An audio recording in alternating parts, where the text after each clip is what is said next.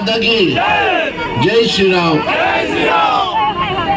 మరి ఇంత సమయమైనా ఈరోజు విజయ సంకల్ప యాత్రలో భాగంగా వైరాగ్ వచ్చిన సందర్భంగా పెద్ద ఎత్తున స్వాగతం పలికినటువంటి నా సోదర సోదరీమణులకు రైతులందరికీ కూడా యువకులందరికీ కూడా పేరు పేరున నమస్సుమాలు తెలియజేస్తా ఉన్నాను.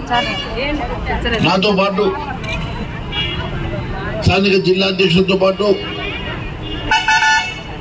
నా భారతీయ జనతా పార్టీ కుటుంబ సభ్యులు పెద్ద ఎత్తున ఈ ప్రాంతం నుంచి తరలి వచ్చినటువంటి నా రైతన్నలు, యువకులు, మహిళలు, పత్రికా విలేకరులందరికీ కూడా పేరు పేరు నమస్సుమాలు తెలియజేస్తా ఉన్నాను.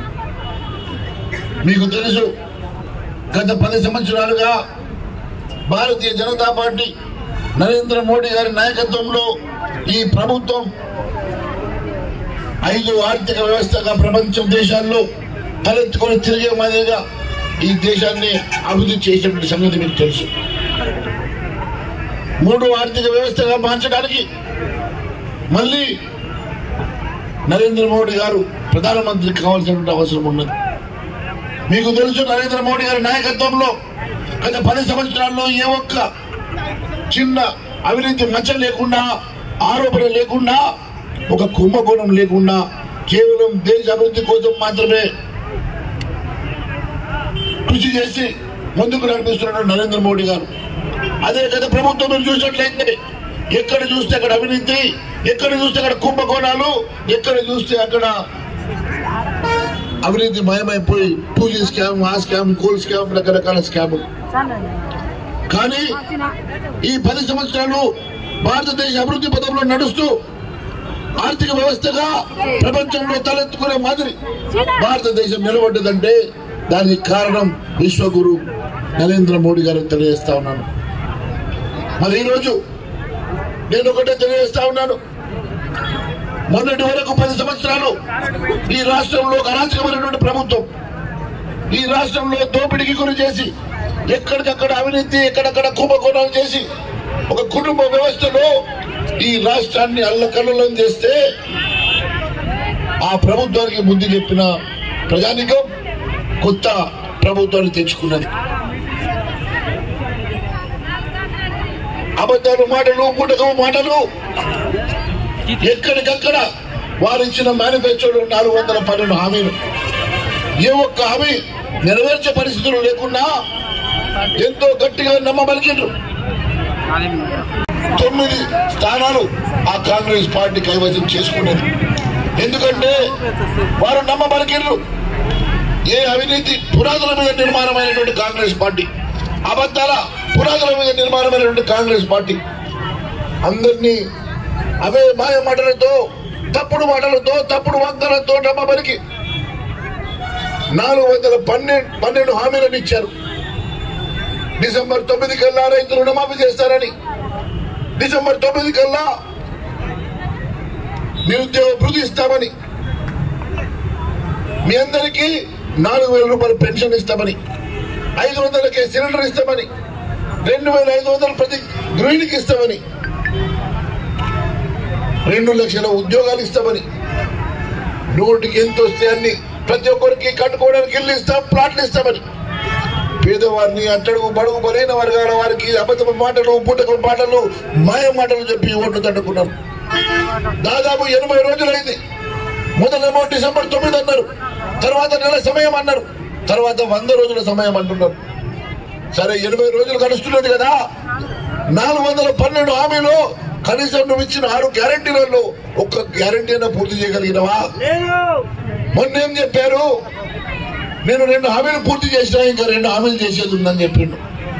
అయ్యా ముఖ్యమంత్రి గారు, నువ్వు ఇచ్చిన ఒక గ్యారంటీలోనే ఫ్రీ సిలిండరు, ఉచిత బస్సుతో పాటు ఒక మహిళకు ప్రతి గృహిణికి 2,500 రూపాయలు ఇస్తేనే కదా ఒక గ్యారంటీ పూర్తవుతుంది.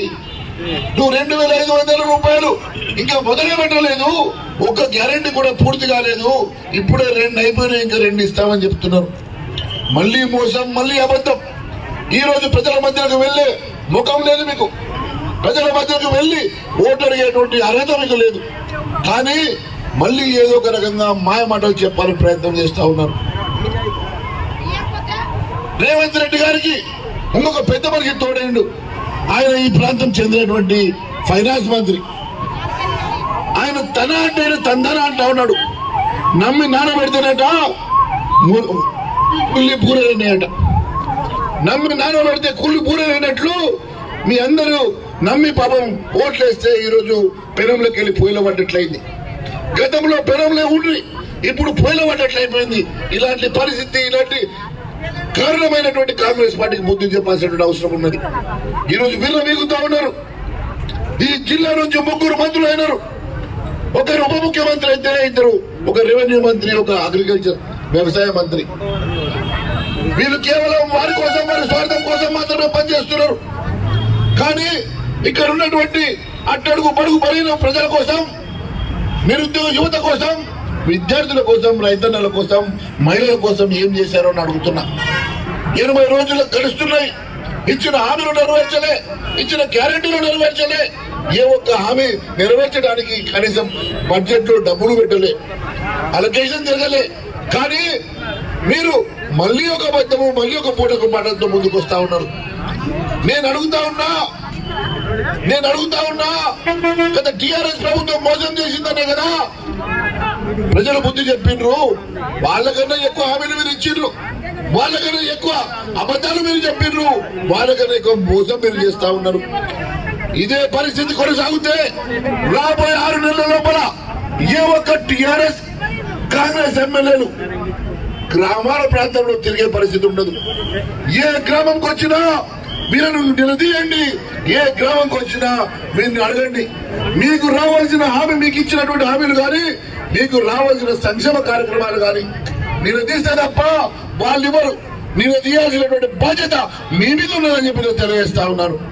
మిత్రులారా, మీరు ఒకవైపు కమ్యూనిస్టులను చూశారు, టీఆర్ఎస్ చూశారు, కాంగ్రెస్ పార్టీని చూశారు.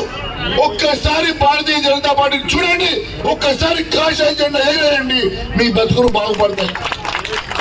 ఇక్కడ ఉన్నటువంటి అట్టడుగు బడుగు బలైన వర్గాల్లో సంతోషం నిండాలన్నా, మీ బతుకుల్లో వెలుగు నింపాలన్నా అది కేవలం నరేంద్ర మోడీ గారి నాయకత్వంలో భారతీయ జనతా పార్టీ వల్ల సాధ్యమవుతుంది.